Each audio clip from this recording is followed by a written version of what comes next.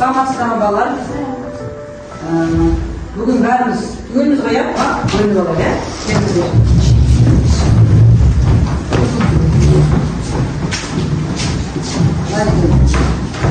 шеңберді жабамыз бала. Ол жерде біздің жеріміздің жер шарымен беріп бейнеленген соған байланысты топқа бөлінеміз. Алсаңыздар, күнде Қазақстанның картасы 2-3 топ қойдыңыздар. Бір суреті барларыңыз 1 топ қойдыңыздар. Өзін отыра беріңіз. Өткен сабақ бойынша сіздерге бірнеше сұрақтар қояйын. Жалпы тіл әліпбиі дегеніміз не, балалар? Айтады. Тіл әліпбиі дегеніміз не? Айым айта ғой. Тіл әліпбиі программаның эффектілерін құруда қолданылатын символдар жиынтығы. Тамаша, жарайсың, отыра ғой. Жақсы. Келесі, тіл синтаксисі дегеніміз не? Тіл синтаксисі дегеніміз не? Айта ғой, Дария. Программа жазу барысында программаның тіл ережесінің жиынтығы. Жақсы, жарайсың, отыра ғой. Балалар біз алдың тақырыпты алгоритм туралы өткенде, жалпы сызықтық алгоритм дегеніміз не? Кім айтады?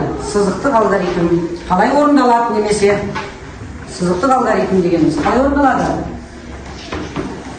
Айта ғой, Дария. Сызықтық алгоритм дегеніміз бірінен бірі орындалатын алгоритмді сызықтық алгоритм деп айтамыз. Бірінен кейін бірі рет ретімен орындалады. Жақсы, жарайды, отыра ғой.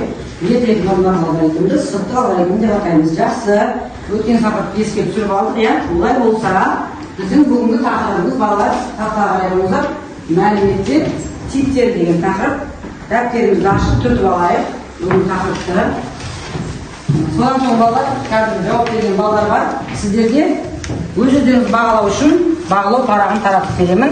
Әрқайсыларыңыз өздеріңіздің жауап бергендеріңізге қарай өздеріңізді шынайы бағалаңыздар. Жарайды ма? Шынайы бағалаймыз.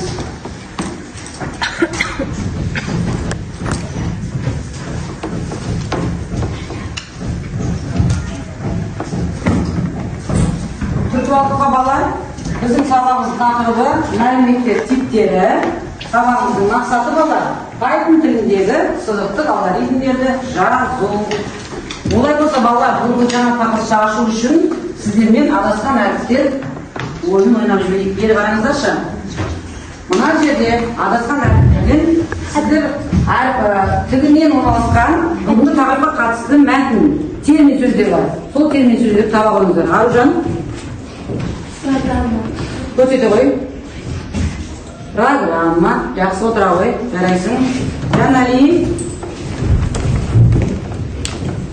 Қандай сөз? Функция дейді. Функция. Тамаша. Алинор? Деректер. Жақсы. Тағы қандай сөздер бар? Айнымалылар. Балық, айнымалылар. Айнымалылар. Жақсы. Айым? Нақты сандар. Нақты сандар. Тағы да? Болды ма, басқа сөз жоқ па? Тағы қандай сөздер бар? Тип. Тип. Тамаша, жарайсыздар. Рахмет. Өте тамаша. 6 сөз бар екен, яғни балалар, олай болса бүгінгі тақырыбымызды бастаймыз. Тақырып мақсатын айттық. Олай болса, жалпы мәліметтер типтері дегеніміз балалар, қараңыздар. Мәліметтер типінің бірнеше түрі болады. Солардың ең негізгілерін сіздерге өтеміз. Олар бүтін сан, нақты сан, жолдар, тізімдер, сөздіктер, кортеж және логикалық тип. Әр жаңағы мәлімет типтердің өзінің ағылшын тілінде несі болады? Термині болады. Яғни бізде жалпы Python тіліндегі тіл әліпбиімізде қандай әрпет болады? Қандай символдар қолданамыз? Айым? Латын тілінің бас әріптері және кіші әріптері, сандар, арнайы белгілер. Тамаша, жарайсың. Яғни мен айтып тұрған ин, флот, стринг, жолдарды қысқаша жазамыз. Стрингтер, нестерді, лист, дик және тапыл, сосын бүлін деген осындай термин сөздерді қолданады екенбіз. Түсінікті ғой, балалар? Тамаша. Олай болса, Мінекей балалар, осы мәліметтер типтерін сандар, тізімдер, жолдар деп үш жаңадай неге бөлсек болады екен, талдап алсақ болады екен. Яғни сандар деп тұрғанымыз басында айтқан жаңа нақты сан мен бүтін санды, жолдар деп тұрғанымыз жаңа лист деп тұрмыз жол, сосын стринг, тізімдер. Мінекей осылай жолдар деп және стринг. Олай болса, оқуымызды қараңыздаршы. Мен сіздерге қазір бір Python бағдарламасын компьютерді ашыңдар, бір мысал көрсетейін. Сосын өздеріміз соған қарап тапсырма орындаймыз. Терезе кіргеннен кейін не істейміз? New file. Жоқ, файл батырмасын басып, сол жерден new файл таңдаймыз, яғни жаңа файл таңдаймыз. Жақсы, отыра ғой. Сіздер де мен бірге естіп жазып отырсаңыздар болады.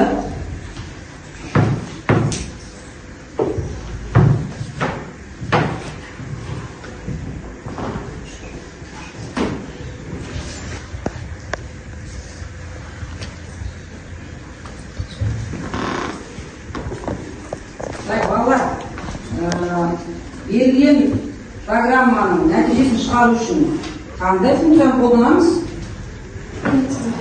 Айта ғой. Run батырмасын басып, оның ішіндегі run модуль батырмасын басамыз. Содан кейін шыққан save сақтау батырмасындағы OK деген батырманы басамыз. Жарайды, жақсы. Отыра ғой. OK деймізді, осы жерге сақтаймыз,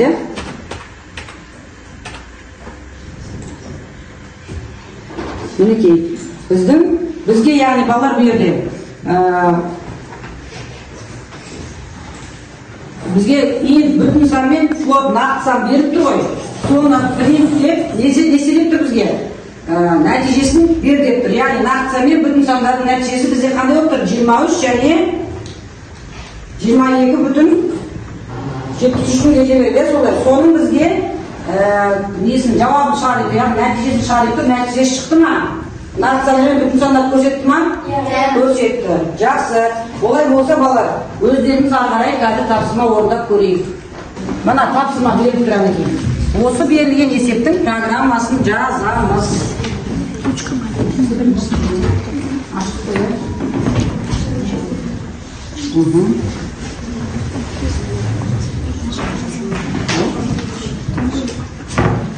Жоқ, файл не знаю, міне осы жерде,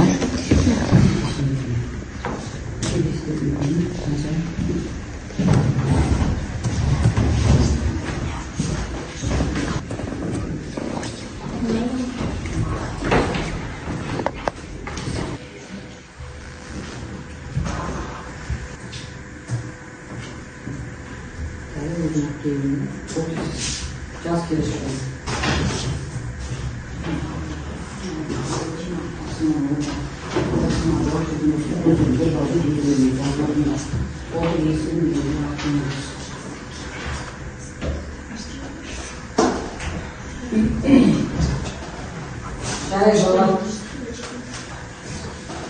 Шықты. Кездерінде қатымен шықты. Келесі сабақта тағы қарастырамыз. Так, болды, қайт соңыз көрсеңіздер.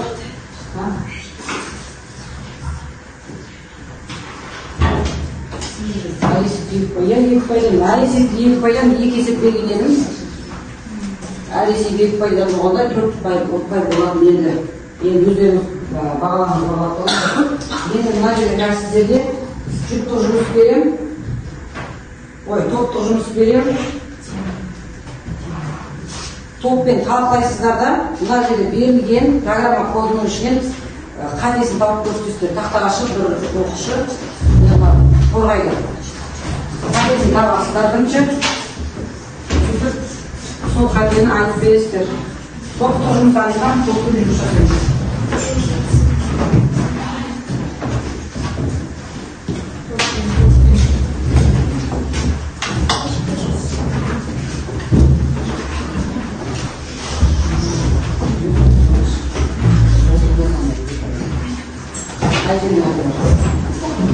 Мына жерге сыза сызып көрсетіп қойыңыз, сосын айтасыздар. Болмаса астына.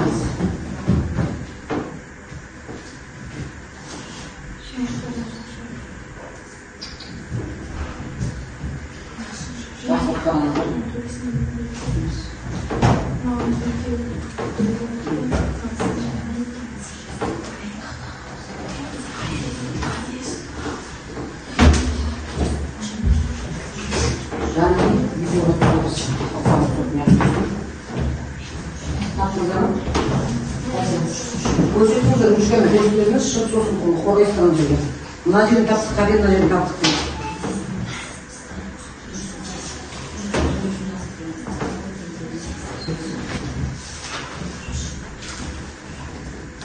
Қанти. Кім шығады?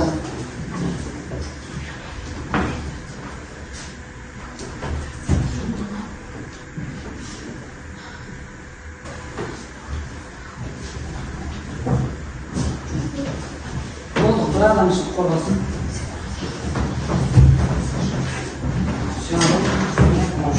Kaç yılını şuna hoş çocuk oluyor. Aşağı karattığı ballarını kullanı görüyoruz.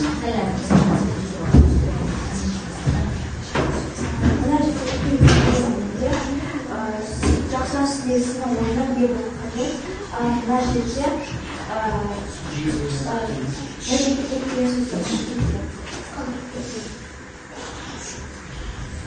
Жақсы, жарайды, оқиыңыздар.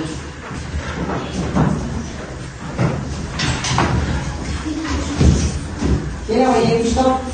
Пишіға баға. Мына ең дегеніміз жақшаның ішінде болу керек. Мына жерде Т емес Т болады. Топ.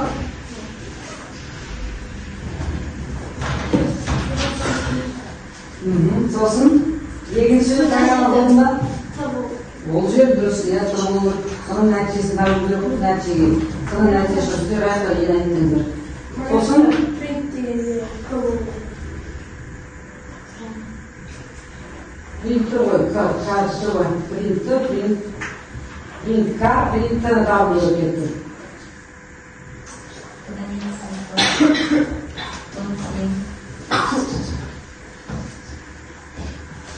Жарайды, жақсы.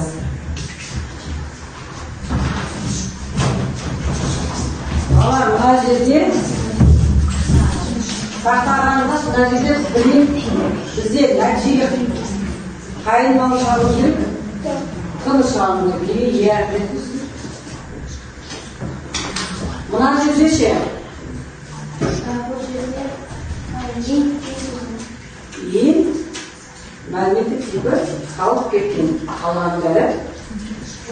Түсінікті ғой, қажетсіз көріңіздер ма? Жақсы балалар, олай болса, қазір жол платформасында тапсырма орындаймыз. Қол көтересіздер да тақта ашып көрсетесіздер. Мына еді тип қайсы типтің атауға салынайды мәндер дегенді. Айтасыздар, мышкамен апарып көрсетеді. Тип кім айтады қол көтеріп?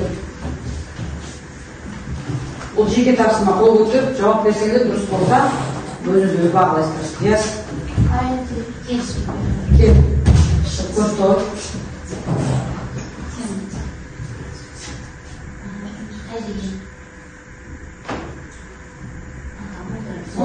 Ең соңында дұрсатып көріңіз дұрыс шығады.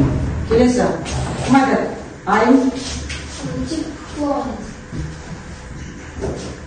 Флот.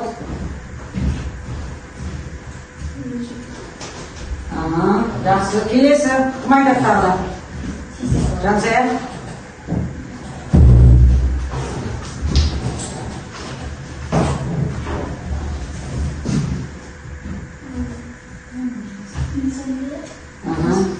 Типке, бүтін сандар типке. Отыра ғой. Келесі. Кім келеді? Жоқ, зере. Ой, сезім.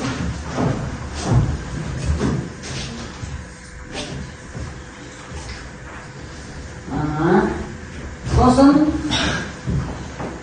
Кім айтады тағы да? Дария. Мына яшықтарынан құлтыңыздар, балар. Жанарис.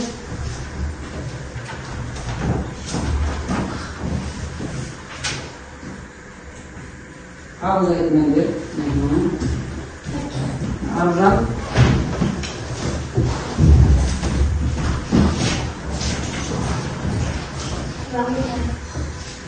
Al ekmeği. Gel Alina.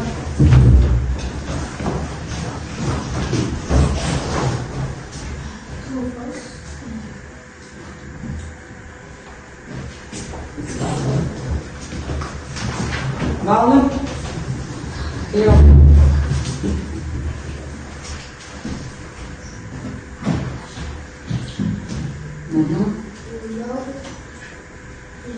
Al ekmeği. Nasıl? Oturalım. Alikan.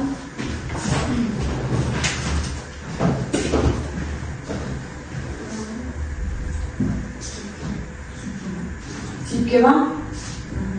Oturalım. Sağ Derya.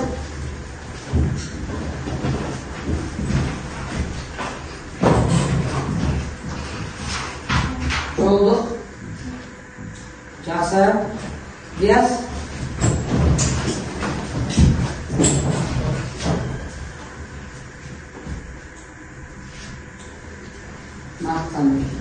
Yani sürekli bütün adamlar var, koya yesin ona. Yeni karanlıkta, hayır bize kategorisinizdir. Kayısı düz, kayısı düz. Bütün sanlar neyse tiptin adamına gelip stream kesince tipte oluyor ya. Jaraydı. Jaksı. Yer bala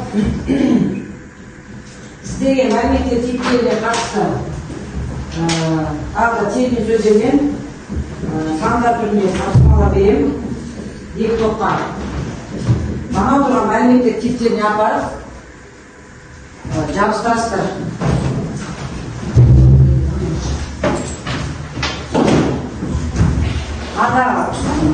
Ағаларға жеңін жағып, апарып мәліметтер типтеріне жабыстырамыз.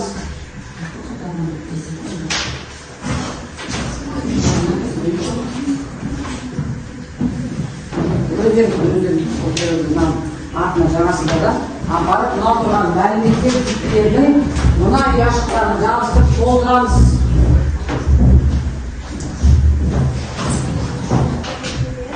Иә.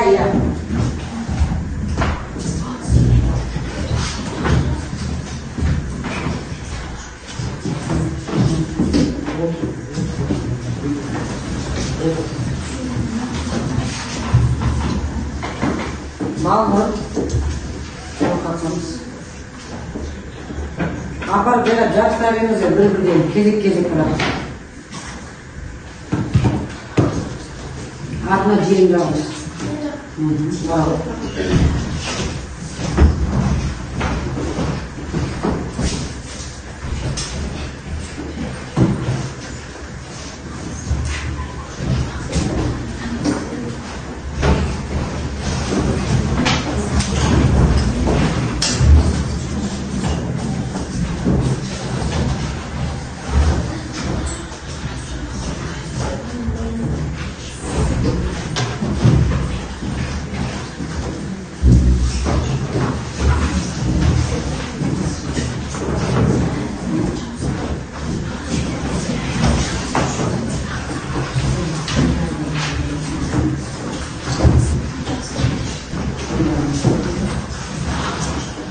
Volkalar. Alifan diyeceğim tamam.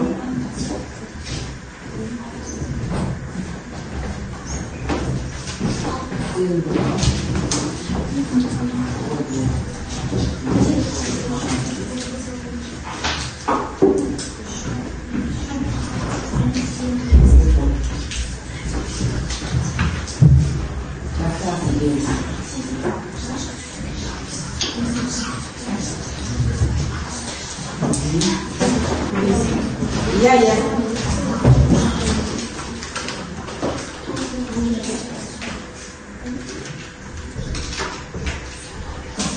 Jakslar ayın var mı tavsiyelere cevap verebilin. Özüm soğuk degen onun bağlıdır. Jaksı jarayсын. Балалар олай болса, 10 сабақ түсінікті болса, мына асықтарды апарып, білім қоржынына апарып салыңыздар. Жасыл түске салсаңыздар, яғни түсінікті болса жақсы түске салыңыздар. Әлі де үйренерім бар десеңіздер, сарғыш түске салыңыздар.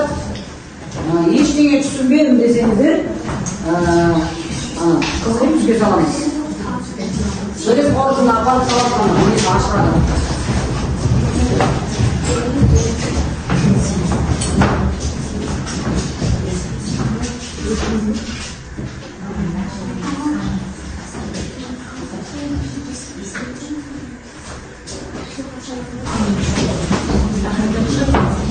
Тамаша балалар, екі оқушыда түсінбеген сияқты өздерін. Отыра қойыңыздар, балалар үйде тапсырма 96-шы беттегі нәтижесі орындай тапсырмасы болуға келсін және 17-ші тақырыпты оқып беріңіз. Үшінші қоя? Жақсы, рахмет балалар. Енді не істеледі? Өзімнің бағалымын бағалып берейін.